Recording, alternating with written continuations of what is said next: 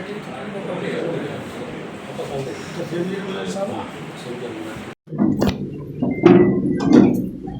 है, शहर को मिला थोड़ी शहर में हॉस्पिटल है, फोन करे है मिला नहीं है।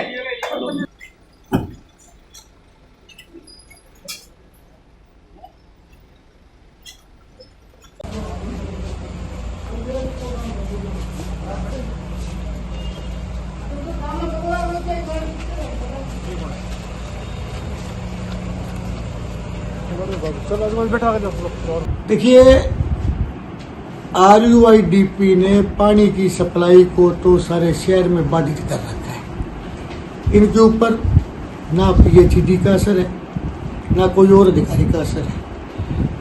सारे पत्रकार बंधु जानते हैं, सारी पुरानी आबादी जानती है कि विगत 7 दिनों से लगातार करणपुर रोड, पुरानी आबादी के काफ़ी बहुत ज़्यादा एरिया पानी की सप्लाई न होने से त्रस्त है।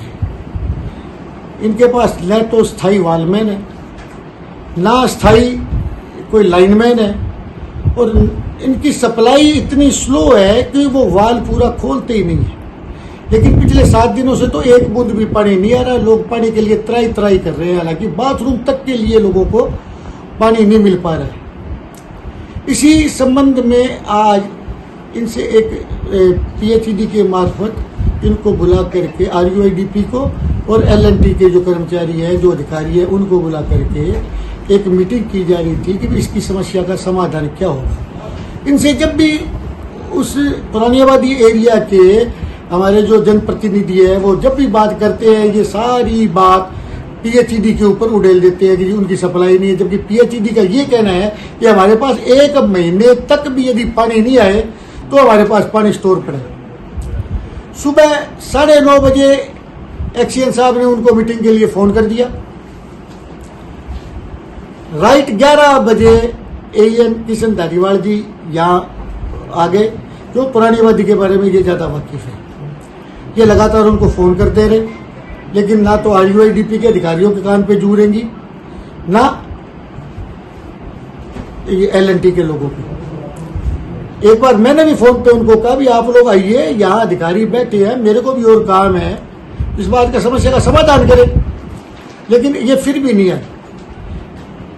आखिर मैंने ये सोचा भी वो नहीं आ रहे हैं तो अपने उनके दफ्तर में जाकर के बात कर लेते हैं। मैं गाड़ी में जा ही रहा, बैठा ही था कि इतनी देर में ये लोग वहां मौके पे पहुंच गए। विधायक सेवा केंद्र यहाँ पहुंचते ही स्वाभाविक है कि यदि कोई अधिकारी जिसकी हमें जन समस्या के निराकरण के लिए जरूरत है और समय की पाबंदी नहीं रखे तो एक आक्रोश स्वाभाविक है, हर व्यक्ति के मन में आएगा। मैंने आक्रोशित शब्दों में उनको सिर्फ ये उड़ामा दिया कि भाई आप लोगों को जनता की कोई चिंता है या नहीं है। मेरा तो इतना बोलना ही था कि AN RUIDP ने मेरे ऊपर हमला कर दिया, जिससे मेरा चश्मा टूट गया, मेरे को आंख के नीचे चोट लगी। उसके बाद मैंने पुलिस थाने फ़ोन कर दिया। फ़ोन करने के बाद पहले उनका DO आया, उसके बाद CI साहब खुद आ गए। अब उनके ऊपर FIR दर्ज हो रही है।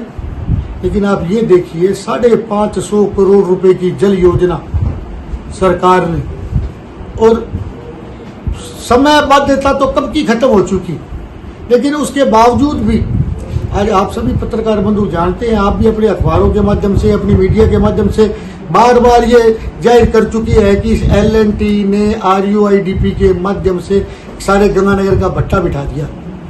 तो साहब, ये गंगानगर पिछली सरकार में जो भट्टा बैठ गया वो बैठ गया, लेकिन अब जनता जागरूक हो गई, उनके जनप्रतिनिधि जागरूक हो गए। हम शहर का भट्टा नहीं बैठने देंगे, और जो उन्होंने ये कृत्य किया है उसके खिलाफ FIR होगी।